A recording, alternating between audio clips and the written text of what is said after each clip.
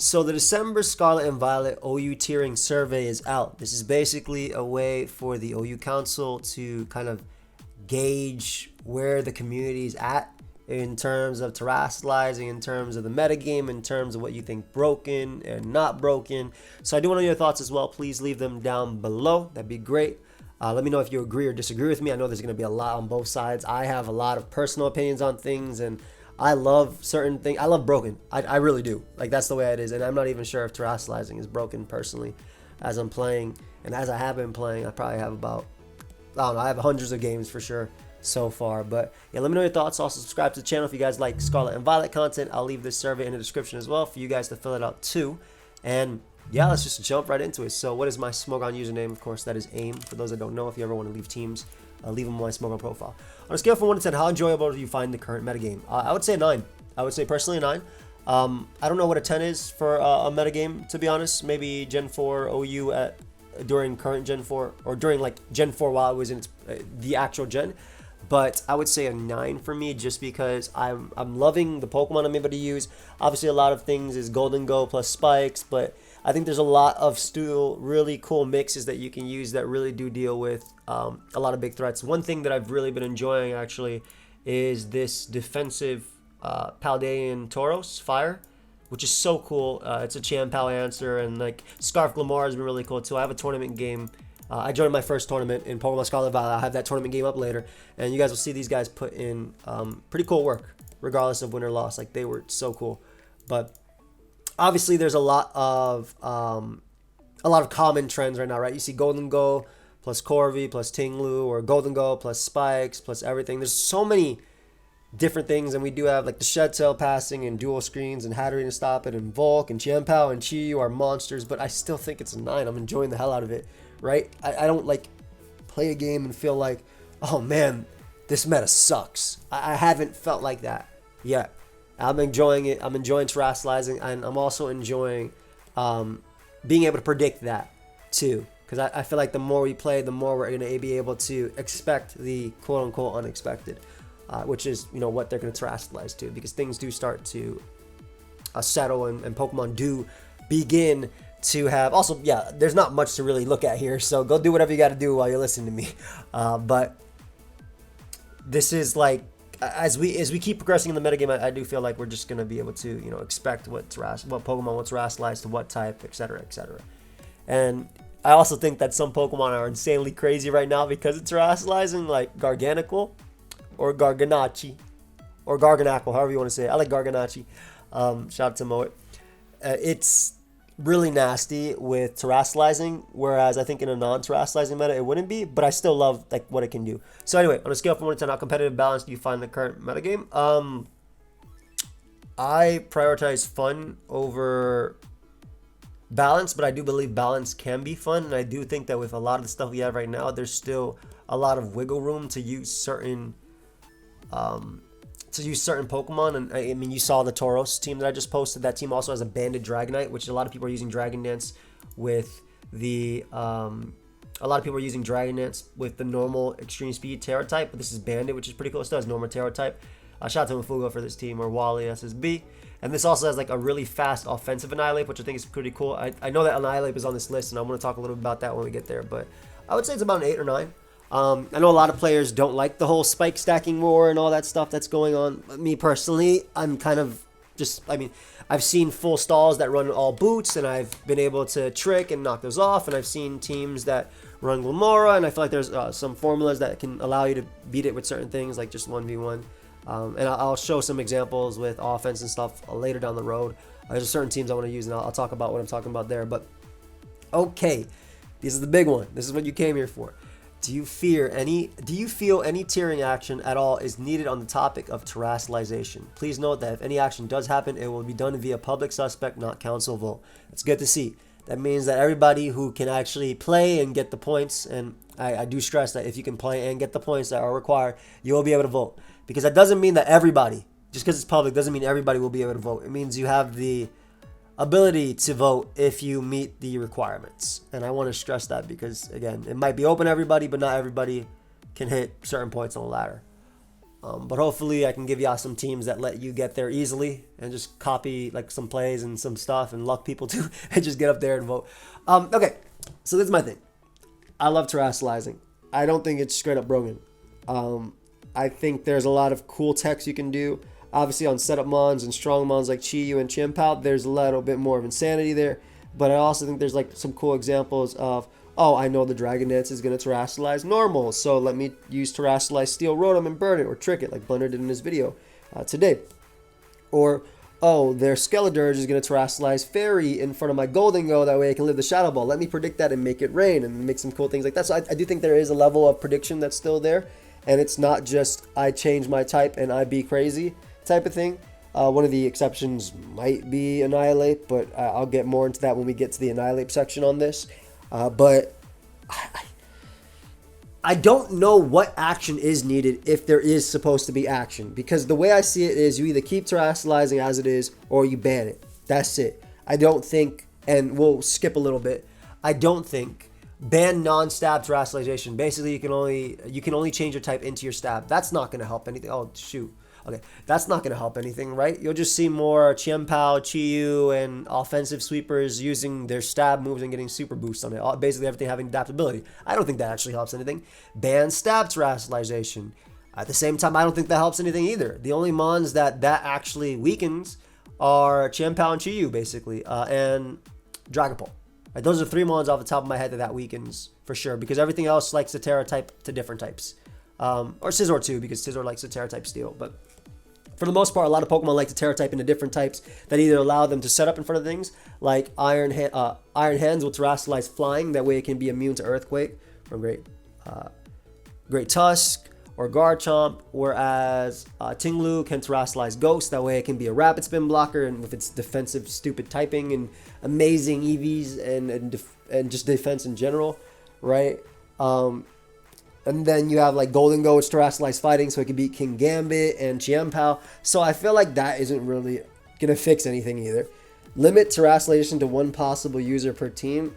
I don't think that fixes it either, in a sense. I guess that kind of just feels like what we have now, because only 1 Pokemon can use it anyway. I know what they mean. They mean that right now everything can have a Terra type, right? And you pick a Terra type for everything when you in the builder.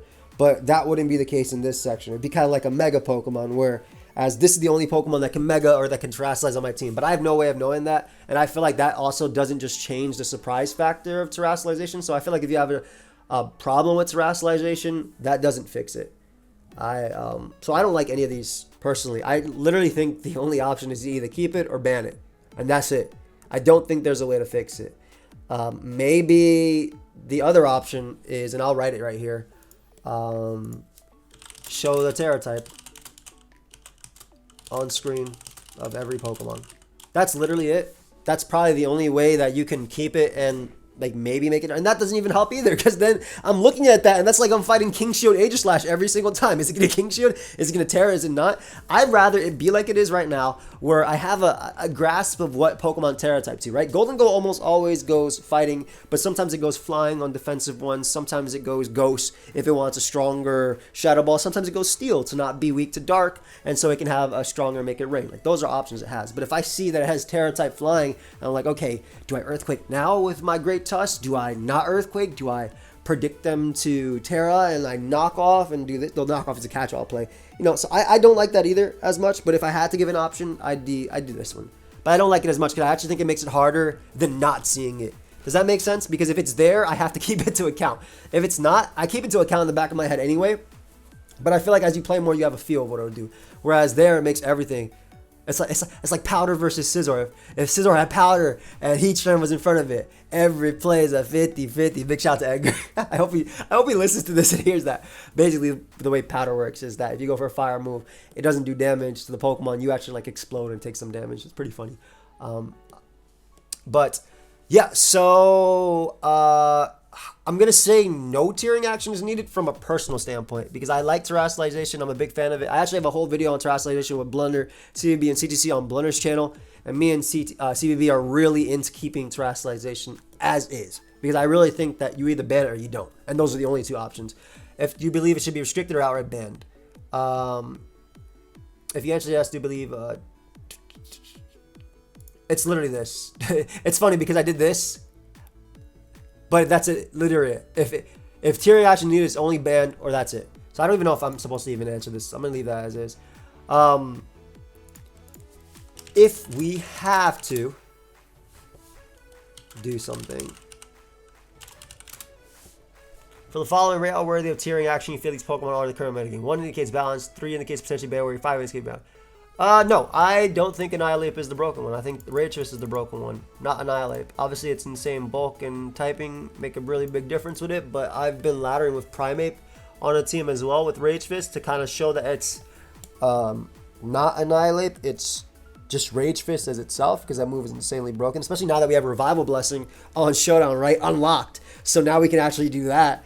And I've gotten quite a few sweeps, and not on like high, like not on like, obviously not on low ladder, but like mid to high ladder, right? Between the 1700s-ish.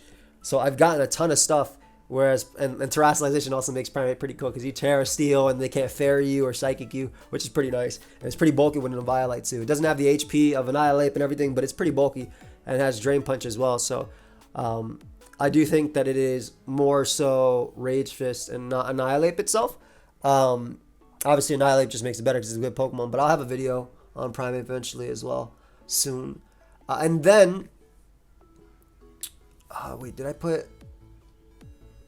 Yeah, I'm not gonna answer anything on that. I don't think I need to. But yeah, I'll have a video on that. But obviously, as I've been playing a lot, I don't even think Nightlab is that crazy, like that broken. I just don't attack it with what I have, and I trick it, or I use status. And the fast taunt one I think is really good too. That Fugo used to get to like number 3 on the ladder, I believe. Wally SSB. But this is something I truly believe it's Rage Fist and not Annihilape. And the reason they don't want to ban Rage Fist is because Primeape learns it too. So like, oh, we can't prove it's Rage Fist if it's one Pokemon doing it. Well, that's why I'm gonna make a video on Primeape, but hopefully a lot of people will use it too. On a scale from 1 to 5, how do you feel about Chi-Yu? This one's a demon. I love this Pokemon though. I love this Pokemon because it's faster than Gholdengo. It's insane with its special attacks and stuff, but you know, if you're not using Blissey or Tinglu or Tyranitar, and it could Terra Fight for Tyranitar's case, it's definitely a problem, but I want to say potentially ban-worthy. I don't think it's straight up ban-worthy. I haven't been in a game where I feel like, oh my god, I'm going to get swept by Chi-Yu. No, if it's Scarf and stuff, I prioritize Stealth Rock. Most offenses should have priority to be able to deal with it, or Booster Energy, Iron Valiant. If you're a defensive team, you have Clodsire, unless it specs Overheat, and then you have Blissey as well to just cover in, because obviously versus the Underwear Mons, you can deal with it. And then there is the Taunt Nasty Blood. It's good. It's freaking good. It's amazing. I have yet to feel that it's ban-worthy though. I don't feel restricted by. I feel more restricted by Gholdengo, if I'm being honest, than I am by Chi-Yu. Because if I could defog away these hazards, even though the hazards work for me as well, versus Chi-Yu, I feel like I can do a lot more. But yeah. How do you feel about Cyclizard? I mean, Cyclizard isn't the problem, right? Shedtail. Again, I would say potentially. I'm probably going to put a 3 on this, or even a 2. The Shedtail dual screens in the setup is very, very, very, very strong. I've been seeing people use Arcanine with Roar, which is pretty cool. Shout out PDT. I've been seeing some eject button Hatterene stuff with that tech. I think that's pretty cool too. I feel like this might be, probably a 3 or 2 as well for me, just because of the fact that Terastallizing like a Volk and having Giga Drain will help you beat Dondozo and things like that too. So I put it at 3. I don't know if it's, like I said, I'm really indecisive about this. Ape, I think feel like this. More so the 2. I'm going to put Ape at a 2 because I don't feel like it's Ape. That's potentially ban-worthy. I think it's like I said, Rage Fist. So I guess that would mean 3, but I'm going to put 2 because I'm more about that. Cyclizard, I'll put 3 just because of Shedtail. But even then, I'm like on the fence about it. I think Cyclizard is just so much, it's so much good utility. But I like the idea of Shed passing. I really do. It's like baton pass, but you're not passing stats. And I like that. I really do like that. And I think there's a lot of cool counterplay people have done as well. I've seen people Terra Fire their Scarf Chi-Yu. That way you do like 58% Cyclizard. That way it can't Shedtail. And I think that stuff like that is really cool. And I like seeing the way people are outplaying this. And again, the only reason things like screens and stuff are as crazy as they are is because of Gholdengo. Right? How do you feel about Espathra? Get the hell this. Get this off my list. Get this off my list. I am blundering. I'm not about to say this mom broke it. It's really fun though. I will admit it is insanely fun. The fact that it's Yu right now is also insane too, and very, very fun for the metagame, because damn, that metagame is messed up. But get this off my list. The best set in my opinion is the I'll put it 2. The best set in my opinion is the Combine Roost Dazzling Gleam Stored Power set. I like that better than Protect, and I like that way better than Sub. I think Sub is bad personally. But the Combine Roost is really, really, really, really strong.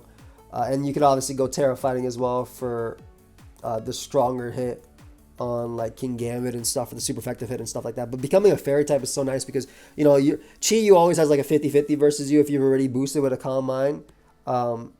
As it basically has to decide, okay, do I overheat here for a bunch of damage? But if I'm Specs and they get the speed boost already, they're faster than me. And after a Combine, they live one and then they live the second one. Because I think you always Terra Fairy with Espathra versus that. But I don't know. This Pokemon needs a good chunk to be able to do what it wants to do. And the conditions versus offense are not as easy. Unless you're running Protect, it's not as great versus offense. And it's not as great versus more balanced teams unless it's running the roost set. So I also think it really depends on the mon itself. How do you feel about Gholdengo? All right, so this is the mon that's like probably the most restricting and limited when it comes to the meta. I really love it though. And I like having to predict the Gholdengo. I love the, I have a great Tusk out. And instead of Rapid Spin, I go for an Earthquake or a Knockoff or something on the Air Balloon Gholdengo. Or I Rapid Spin as they Terra into a Pokemon, so that way I can't kill them with Earthquake and things like that. I love that. I love that scenarios. Like I enjoy scenarios like that. And I love how easy it is to fit on your team too, because it fits on all teams, right? From literally Stall, because Stall can just use the Nasty Plot Hex set, the really bulky set with Thunderwave Hex, or just Thunderwave Hex in general. Recover is really strong on fatter balanced teams, and then of course Choice Scarf works on literally every team. And Specs is really good too. People just are sleeping on it because the Air Balloon and the Heavy Duty Boots and the Scarf set are just so easy to put on teams. But Specs is insane. That's 133 special attack. Like this mon is strong. This mon is like when Make It Rain, it's hitting like almost like a Chi Yu's flamethrower, right? So like almost. But yeah, this would be the only mon that I would put here just because it is running the meta in a sense, and I'm indecisive still, mainly because how do I put it? I'm trying to think. Like I'm trying to put my words together with what I want to say, but I don't want to influence anything as well because I don't have to be careful about what I say because I can say whatever the hell I want, and people could hate me or love. They're gonna hate me or love me either way, right? Or disagree or agree with me either way. Hate or love is really strong, but it's not like as restricting as I don't think it's more as restricting as like a Landorus was or like a Primal Groudon was in Ubers, where it literally invalidated it. Actually, it is like a Primal Groudon and Landorus to me. Yeah, that's it. It is like a Primal Groudon to me. But Primal Groudon basically restricted so many Pokemon in Ubers. Like Palkia fell off for a while until it came out with like the Z-Heal block with the boost. And then you saw Kyogre, which was the best mon in forever, start to fall off, and then people started to adapt as the metagame developed, and you saw Dougie plus Scarf Kyogre put in the work, and you saw pummeling against the Groudon and do things. So I do feel like right now it feels like it's a super restricting mon, but I think that the metagame will start to develop and the metagame will start to even out. I don't want to use National Dex as an example because National Dex is crazy and has like Kartana and both Zards in Yu. But the thing that I just think that it needs time, and when Pokemon do come out, this mon won't be as crazy as it is now. But at the same time, what's the harm in potentially suspecting it? And if it does get banned, retesting it later when Pokemon Home comes out and we get more Pokemon. So I'm like on the edge with this mon. This is like the closest mon to like, okay, maybe it does need to be suspect tested, but I'm fine with or without it. I just like it a lot because it really does make Hyper Offense really strong, and it makes balance really good too. And I love when those two are at the top of a metagame. Is there anything already not mentioned you would like to see the council look into? We value your input, so please do not hesitate to let us know here. CTC. I'm tired of him getting my Showdown account banned. So ban him. Nah. Did you make the third round of the SVOU No Johns release tournament? Sorry, I did not join that. Let me get rid of this. Whatever, I'll keep it. What if they ban him? Are you a top 250 on the SVOU ladder? See this pacement? If so, what is your alt? we do screen double claims. What account am I on this one? I think we have a few accounts up here. 226, yes sir. Anything else we have up here? I'd just be using a bunch of different teams, so I don't know. And I'd be recording on a bunch of different notes with the boys, so like there's not. I'm gonna say yes under Psychic Partner, which is currently number 226. Yes.